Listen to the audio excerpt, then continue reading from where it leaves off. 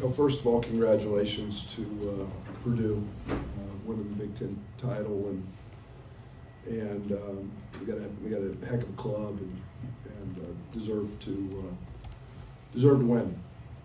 I don't know where to start. The 11-0 start, the 24-point run they went on late in the half, the 21-point deficit, the comeback. It's kind of been our story. It's challenging first half. We gave them live ball turnovers. We didn't execute. We didn't run anything. Coleman picking up 2 fouls. In hindsight, should have played him, but he was having to guard Zach. I can't tell you guys how good a player Coleman Hawkins is. It does not show in his numbers.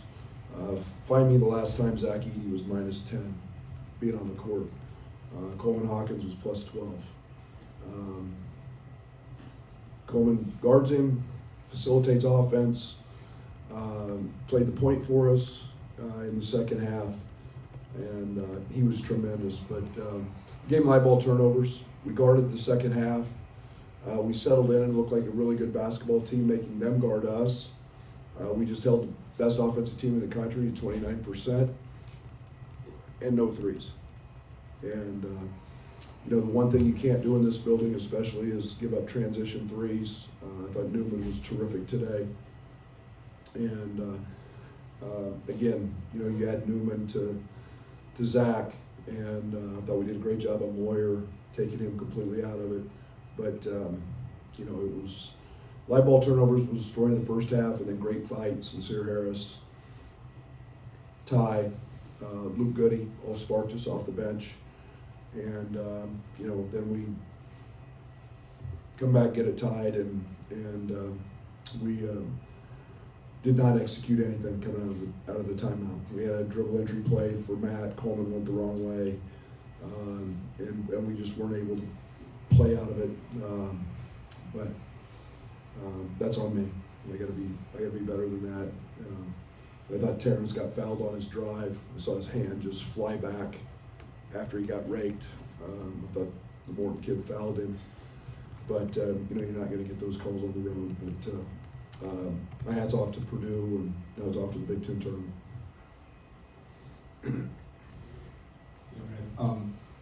As you said, kind of the tale of two halves. You have a blueprint in the first half and a blueprint in the second half. Then going into postseason play now, how do you kind of capitalize on what you saw in the second half moving forward? I mean, every game's got its identity. I mean, they cross-matched. They put Zach on Ty Rodgers, and so we just made Ty a screener, and we got wide open, and we moved and we cut, and it's it just opened the floor up, and it allowed us to touch the paint. We're a little different team with Dane in the ball game, and that's we faced two really big, cumbersome centers.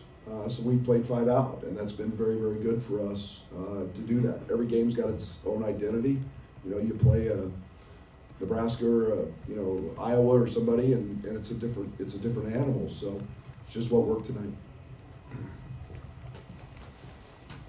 Right, as you talked about this kind of being the story of the team, is over the last couple weeks, has there been kind of a common thread between the starts, or is it just kind of a different thing each game? Well, I don't know if there's a common thread. I think it's been our inability to execute on the offensive side early has been real problematic. And it doesn't matter what we draw up. We practice it the day before, and it's this. We just haven't been good enough. You have to execute. You can't just play in one pass and dribble drive against teams in the Big Ten, because they're going to be at the blocks and elbows to help you, and it's gotten us in trouble. Today we missed Jake, the point guard who gets us into stuff and handles those things. But again, that's no excuse. We've got to do a better job. I've got to do a better job. So Brad, with Luke being his 8th game back, can you talk to us about the dimension that he brings coming into the Big Ten tournament in Montreal? Yeah, shooter. He's tough as heck. He dives on the floor for loose balls. He never misses an assignment.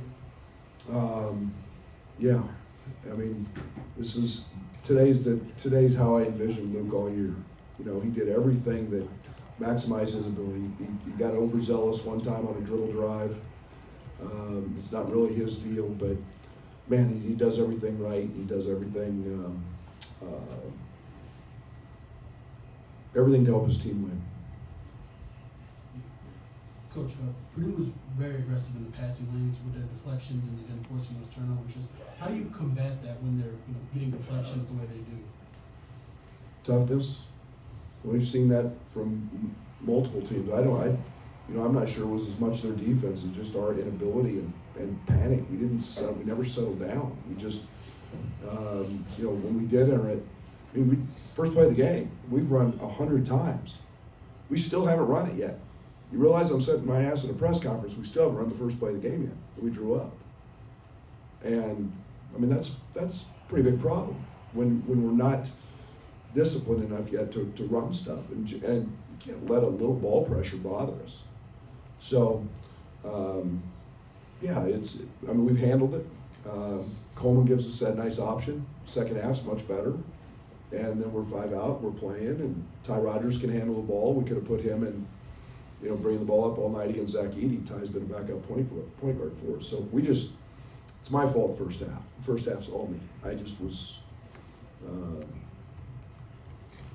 I didn't have these guys prepared the right way. What did maybe Coleman do in particular that made life tougher on Zach today? Well, he had a lot of help. And it was nice. I think one of those games more that Zach got a little out of rhythm with a couple early fouls, and so Matt set him a long time. But you let him camp at the front of the rim. Coleman's got great length. He contested him. We were swarming in the second half. First half we didn't. But they never played in the half court very little in the first half. It was all off our turnovers. But Coleman's been tremendous. He's smart, and it's a good day for him on the defensive side against him. Hey Brad, after Illinois, Michigan the other night, how much do you think that took the guts out of you, the air out of you, the start of this game, and the resiliency you guys had in the second half tonight? Well, obviously it's a double overtime game, and that's an easy look, because I think Michigan's really good. That's an easy thing to say, but hell, we're tougher than that. And I thought it was, I think we were ready to play. We played really hard the first half. We just didn't play very smart. And again, I give Purdue a ton of credit. They were amped. It was their day, but. A year ago we were doing what they're doing right now, so they deserve it. Right at the end of the game, you're coming down to get that timeout in 57 seconds. Were you trying to get a 2-for-1, go quick there, or was it? Yeah, we ran a little play called dribble entry to Matt, and Coleman went the other way. Went to Terrence's side, and there's a little pin down in that. We were trying to get Ty to pin down with Zach Edey guarding him, so if they did switch it, Zach was on Matt, and absolutely, we've been one of the best in the country at 2-for-1s. We maximize those situations. We were trying to go quick, and then you saw it just turned into a mess, and that's ultimately on me. We got to get these guys to be dialed in, and timeouts are hard. You get a lot going on, and people talking in a lot of ears and wiping faces and drinking water, and that's on me. Brett, how do you feel about this team now that you go into win or go home? I think we're playing our best basketball. I really think we've shown we can play with anybody in this tournament, and it is win or go home. We're guaranteed nothing from here on out. So, mistakes we can't make, and I think we've got some guys who've been in these moments before, leading us,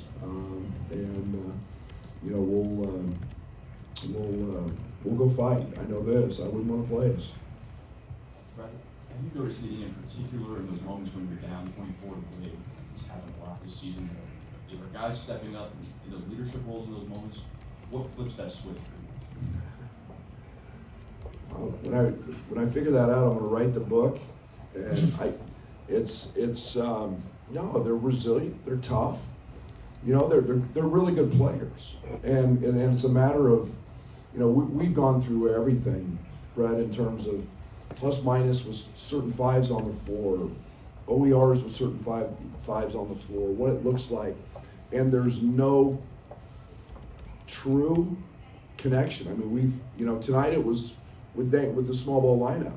I mean, we've also played great with Dane in there. You know, it's just we've played great with guys off the bench. We've played great with both Terrence and Matt. It's just, there's no one connecting piece. It's just, I know this, I feel a lot more comfortable when Coleman's on the floor. And, you know, I think that's, you know, that's been a big piece of it, but I don't have that straight answer, I don't. Right. Two best wins this year, both on. This will be our last question. Going into the postseason, is there anything to that? Like looking forward to maybe neutral courts, getting away from home visiting? Yeah, I mean, you know, it's unfortunate this year. I mean, we didn't, and help me if I'm wrong, I mean, just the way the schedule worked in the league, I mean, we got no quad one games at home. I mean, I think Indiana, we got them on 19 straight days. So it's the way the schedule worked out. I mean, you know, unless Michigan State or somebody jumps to quad one, you know, so just the way the schedule fell for us this year. So we played great at home. We played some of our best basketball on the road. I thought we played great at Indiana without Terrence, and I thought we played great at Maryland, you know, first game of the year. So it's, they're all neutral now. Okay. Thank you. Down this way, near our locker